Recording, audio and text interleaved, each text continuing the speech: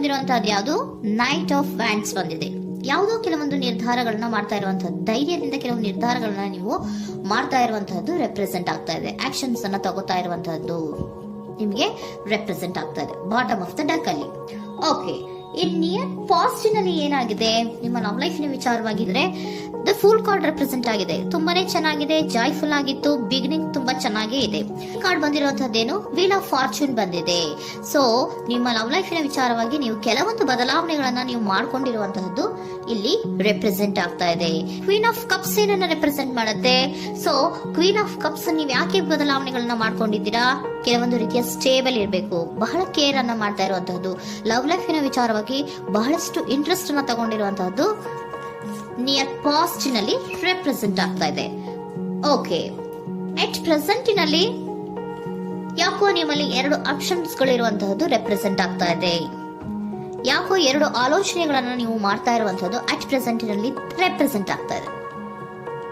2 ಆಯ್ಕೆಗಳು ನಿಮ್ಮಲ್ಲಿ ಇರುವಂತಹದ್ದು, 2 ಆಲೋಚನೆಗಳನ್ನ ಮಾಡ್ತಾ ಇರುವಂತಹದ್ದು, ಏನೋ ಒಂದು ರೀತಿಯ ಕನ್ಫ್ಯೂಷನ್ಸ್ ಅಲ್ಲಿ ಇರುವಂತಹದ್ದು ನಿಮ್ಮ ಲವ್ ಲೈಫ್ ನ ವಿಚಾರವಾಗಿ ರೆಪ್ರೆಸೆಂಟ್ ಆಗ್ತಾ ಇದೆ. ಓಕೆನಾ? ಸೆಕೆಂಡ್ ಕಾರ್ಡ್ ಯಾವ್ದು ಬಂದಿದೆ? 10 ಆಫ್ ಕಪ್ಸ್ ಬಂದಿದೆ. ಸೊ 10 ಆಫ್ ಕಪ್ಸ್ ನಿಮ್ಗೆ ಫುಲ್ಫಿಲ್ಮೆಂಟ್ ಇರುತ್ತೆ, ಸಮಾಧಾನ ಇರುತ್ತೆ, ಖುಷಿಯಾಗಿರುತ್ತೆ ಅನ್ನೋದು ನೀವು ಆಲೋಚನೆಯನ್ನ ಮಾಡಿದ್ರಿ. 2 ಆಯ್ಕೆಗಳಲ್ಲಿ ಯಾವ್ದನ್ನ ಸೆಲೆಕ್ಟ್ ಮಾಡಬೇಕು? ಸೆಲೆಕ್ಟ್ ಅನ್ನ ಮಾಡ್ಕೊಂಡ್ರೆ ನನಗೆ ಖುಷಿಯಾಗಿರುತ್ತೆ, ಸಮಾಧಾನ ಆಗುತ್ತೆ ಅನ್ನೋಂತ ಯೋಚನೆಯನ್ನ ಒಂದು ಸಾರಿ ಮಾಡಿದ್ರೆ, ಇದರ ಮತ್ತೊಂದು ಸಾರಿ ನೀವೇನ್ ಅನ್ಕೋತೀರಾ? ಏನಾದ್ರು ನನಗೆ ಇದರಿಂದ ಮೋಸ ಆಗುತ್ತಾ, ಅಥವಾ ಇದರಿಂದ ನನಗೇನಾದ್ರು ತೊಂದರೆ ಆಗುತ್ತಾ, ನಾನು ರಕ್ಷಣೆ ಮಾಡ್ಕೋಬೇಕಾಗತ್ತಾ ಅನ್ನೋಂತಹ ಆಲೋಚನೆಯನ್ನು ಕೂಡ ನೀವು ಮಾಡುವಂತದ್ದು ರೆಪ್ರೆಸೆಂಟ್ ಆಗ್ತಾ ಇದೆ. ಯಾಕೋ ನಿಮ್ಮಲ್ಲಿ ಸಮಾಧಾನ ಇಲ್ಲ, ಕನ್ಫ್ಯೂಷನ್ಸ್ ಇದೆ, 2 ಆಯ್ಕೆಗಳು, ಯಾವ ನಿರ್ಧಾರವನ್ನ ಮಾಡ್ಬೇಕು ಗೊತ್ತಾಗ್ತಿಲ್ಲ.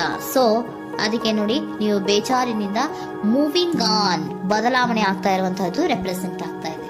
ಚೇಂಜಸ್ ಅನ್ನ ಮಾಡ್ಕೋತಾ ಇರುವಂತಹದ್ದು ಇಲ್ಲಿ ಪ್ರೆಸೆಂಟ್ ನಲ್ಲಿ ರೆಪ್ರೆಸೆಂಟ್ ಆಗ್ತಾ ಇದೆ. ಯಾಕೋ ಬೇಜಾರಿನಿಂದ ಕೆಲವೊಂದು ರೀತಿಯ ಬದಲಾವಣೆಗಳನ್ನ ನೀವು ಮಾಡ್ಕೋತಾ ಇರುವಂತಹದ್ದು 6 ಆಫ್ ಸೋರ್ಟ್ಸ್ ಅಲ್ಲಿ ರೆಪ್ರೆಸೆಂಟ್ ಆಗ್ತಾ ಇದೆ.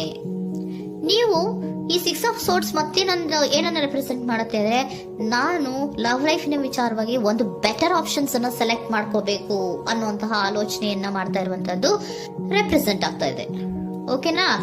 ನೀವೇನಂದ್ರೆ ಅಟ್ ಪ್ರೆಸೆಂಟ್ ನಲ್ಲಿ ನಿಮ್ಮ ಲವ್ ಲೈಫಿನ ವಿಚಾರವಾಗಿ ಬೆಟರ್ ಆಪ್ಷನ್ ಬಗ್ಗೆ ಯೋಚನೆಯನ್ನ ಮಾಡ್ತಾ ಇರುವಂತಹದ್ದು, ಅದರ ಬಗ್ಗೆ ಸ್ವಲ್ಪ ಕನ್ಫ್ಯೂಷನ್ ಅಲ್ಲಿ ಇರುವಂತಹದ್ದು ಅಟ್ ಪ್ರೆಸೆಂಟ್ ನಲ್ಲಿ ರೆಪ್ರೆಸೆಂಟ್ ಆಗ್ತಾ ಇದೆ. ಬಟ್ ನಿಯರ್ ಫ್ಯೂಚರ್ ನಲ್ಲಿ ಏನಿದೆ?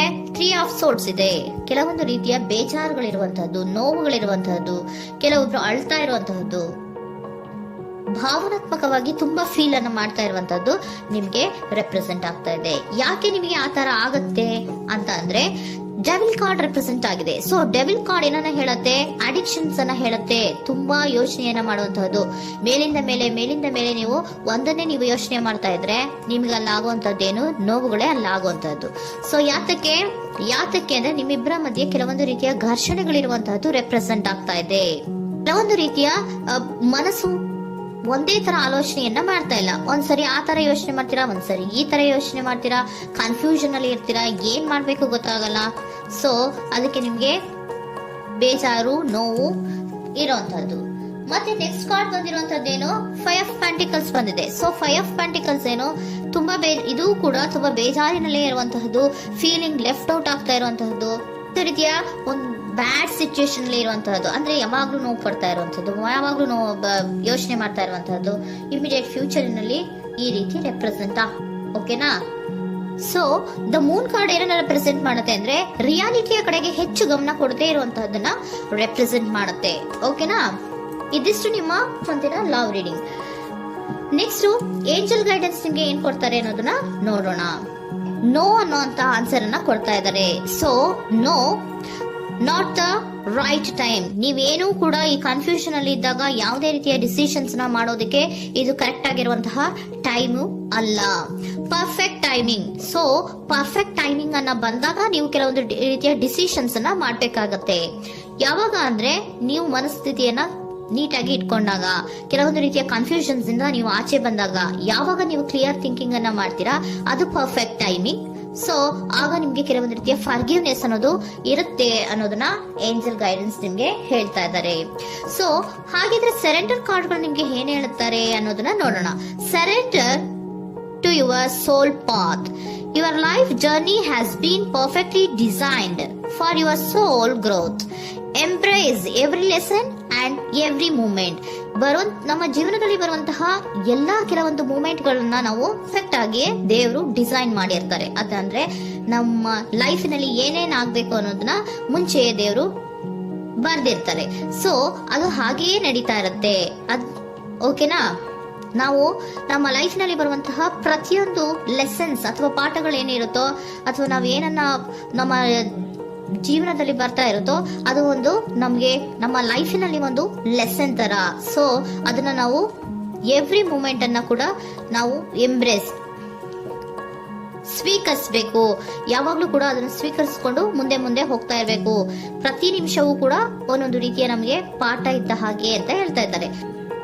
Surrender unhealthy relationship. Surrender unhealthy relationship. Let go a relationship that don't serve you, including unavailable or toxic people. You deserve to be treasured by others and to be surrounded by positive people. Unhealthy relationship ನ ಕಡೆಗೆ ಹೆಚ್ಚು ಗಮನವನ್ನ ಕೊಡಬೇಡಿ. ಈ toxic people ನ ಕಡೆಗೆ ಹೆಚ್ಚು ಗಮನವನ್ನ ಕೊಡಬಾರ್ದು.